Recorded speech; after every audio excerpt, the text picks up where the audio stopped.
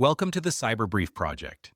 If this is your first time listening, I explore creative and unexpected cyber attack techniques. The goal is to make you understand how attackers think, what they choose to target, and how you, as a defender, can improve the way you see and respond to threats.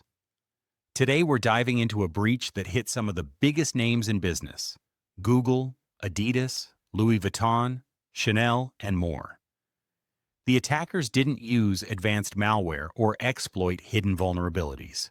They used nothing more than a phone call, an everyday cloud feature, and human trust. We'll break down exactly how they did it, why it worked, and what defenders can learn to keep it from happening again. So let's get started with today's episode. Can you imagine a single phone call costing a company $1 billion? It sounds like something out of a heist movie, right? But it's exactly what happened in a real-world cyber attack that hit some of the biggest, most secure brands on the planet. So you gotta be asking, how on earth does that happen? How do these giants, we're talking Google, Adidas, Louis Vuitton, companies that spend absolute fortunes on digital security, just fall? Your mind probably jumps straight to some crazy sophisticated malware, or maybe a state-sponsored hacking team, doesn't it?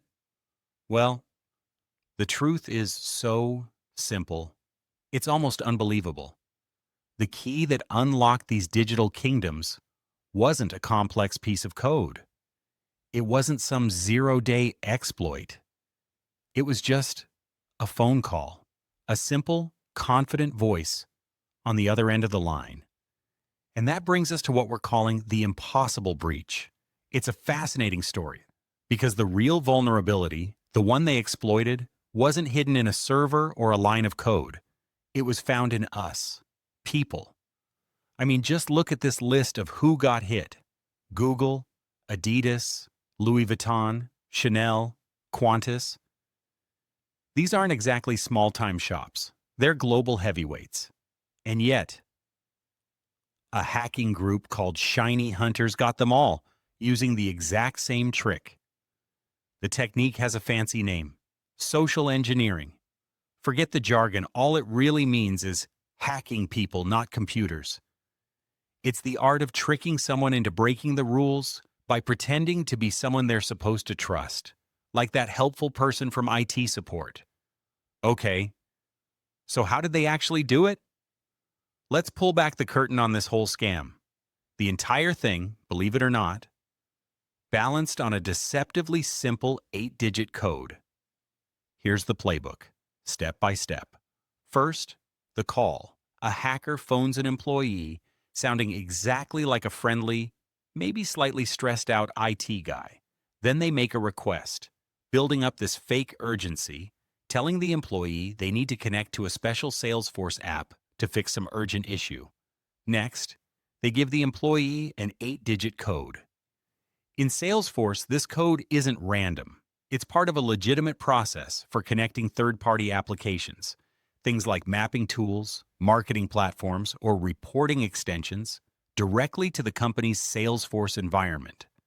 Employees use it all the time to link approved tools that help them do their jobs. But in this case, the app wasn't approved. It was a malicious third-party application fully controlled by the attackers. Once connected, it acted as a backdoor, giving them the same level of access as the employee who authorized it.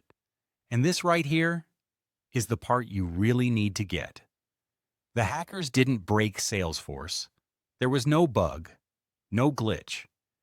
They simply took a legitimate everyday feature, a tool designed to be helpful, and they weaponized it. They turned a normal business tool into a skeleton key. But getting in was just the first step. That was them kicking down the front door. The real damage happened after that, when they escalated the attack by crossing what security pros call the cloud bridge. To get this, you gotta know what a Salesforce instance is. Basically, think of it as a company's own private, customized corner of the Salesforce universe. It's where they keep all their specific customer data, their notes, their setups. It's their digital Rolodex and filing cabinet all in one. Now, in Google's case, the hackers got to a Salesforce instance that had contact info for small and medium businesses. And Google came out and said, look, the data retrieved was confined to basic and largely publicly available business information. And okay, fair enough. But the real story here isn't just what was stolen. It's what that access led to. And this is where you see that domino effect in action. The initial Salesforce breach, that was just the first domino to fall. But because so many of our systems are linked together now for convenience, single sign-on and all that, that access creates a bridge. Once the hackers were in Salesforce, they could stroll right across that bridge into other connected systems like Microsoft 365. And suddenly, they're not just looking at contacts, they're reading company emails, internal messages, way, way deeper inside the network. So wait, what was the whole point? What was the end game? It was old-fashioned extortion. ShinyHunters got the data. And then came the threat. Pay us a massive ransom, or we dump all your company's private info online for the entire world to see. So, faced with an attack that's so simple, but so devastatingly effective, what can you even do? How do you defend against it? Well, the good news is the strategies are just as clear. It's all about hardening the most important firewall you have, your people. There are 3 key defenses. First, you've got to audit your access. If an employee doesn't absolutely need access to a system to do their job, don't give it to them. The fewer doors there are, the fewer that can be unlocked. Second, and this is huge, train your staff. This means regular, ongoing training so employees know what a real IT request looks like, and they feel empowered to question and verify anything that seems off. And third, use multi-factor authentication, or MFA, everywhere. Seriously, MFA is a lifesaver. Even if a hacker tricks an employee and gets their password, MFA acts as a second lock that stops the attack cold. This whole incident really forces us to step back and look at the new world of digital threats, and it begs the question, beyond all the fancy firewalls and code, what is the real vulnerability we should be worried about today? The answer is what makes this so sobering. The ultimate weakness, the one that cost these companies billions, wasn't a flawed line of code or a missing security patch. It was a human being, just trying to be helpful, who trusted a voice on the phone. And that leaves us with one final, critical question for our hyper-connected world.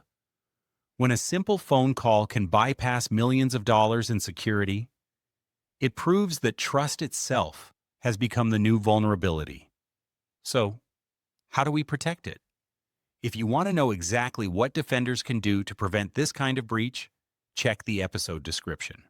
I've included specific defensive steps, tools to review, and key configurations that can make a real difference. And if this episode gave you a new perspective on how attackers think, share it with your team. Subscribe to the Cyber Brief Project on your favorite podcast platform so you never miss the next breakdown.